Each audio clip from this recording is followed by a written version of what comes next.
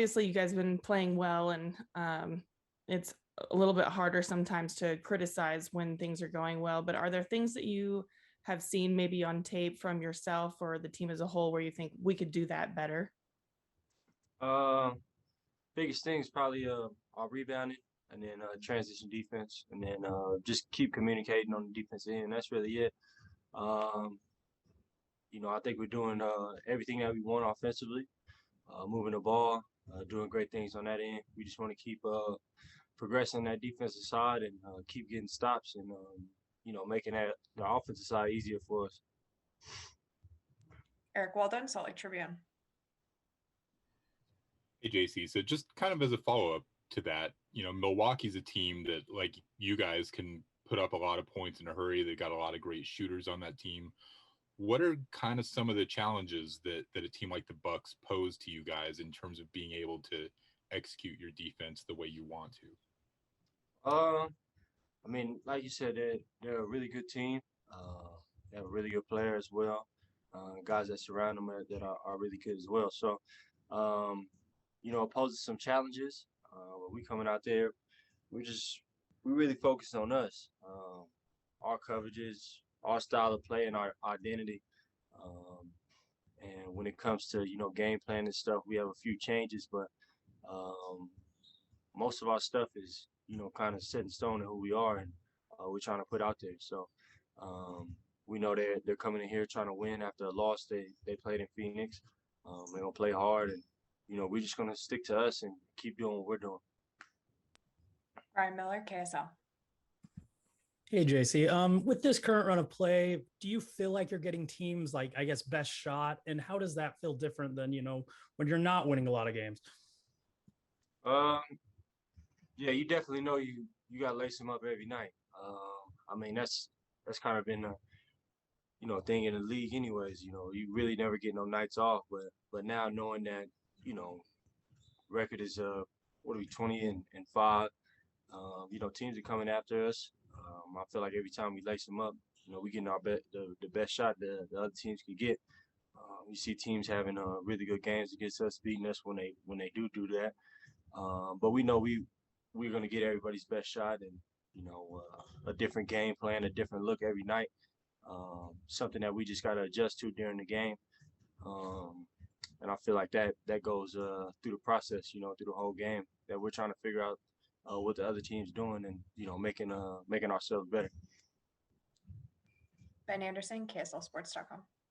Speaking of not having a night off, it seems like you guys have been playing every other day for a month or 2 months now. Was it nice to have 2 days off? Does that change practice? Do what did you do in your off day? How are those things changing this season?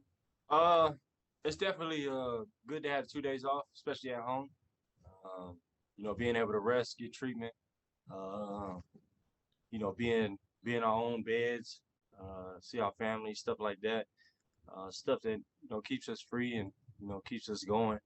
But it's definitely different. It's tough. I think we played like 3 games in maybe 4 days. I think the other day when we played that game at 1 o'clock Sunday, that was pretty crazy. A quick turnaround for us. But it's part of the job, and but it's definitely good to be back home for 2 days, play in front of the home crowd, be at home, be able to sleep in your own bed, get your own treatment, and kind of get on your own routine. Follow up from Kristen Kenny. JC, you were talking about just the different coverages that you guys face and how you've been able to respond. It seems that that's happening quicker, that process, so you don't really need to take a timeout to make a change like maybe past year. Can you speak to that process and just where that really is at with this group?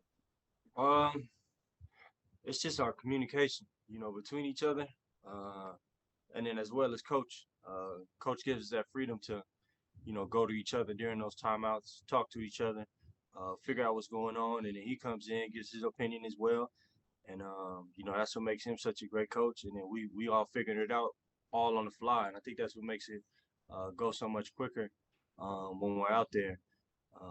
The communication between us players, and then the communication between coaches, it's just flowing really well. And once that dialogue is that easy, I think it makes that part of the game so much more free and easy going. All right, last question is a follow-up from Ryan Miller. Hey, Jordan. I want to give you a chance to campaign in behalf of your teammates. How many All-Stars does this team deserve? Shoot, with Mike's numbers, what he's doing is plus minus. I've seen those as well. I think you got Mike Conley, Boyan playing at a high level.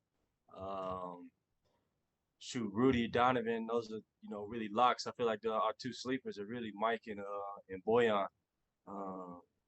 Everybody's playing at a really high level. It kind of reminds me of when Atlanta had those guys make the All-Star game. I think it was Kyle Korver, Jeff Teague, and Millsap. I think when they had like the #1 record in the East at that time.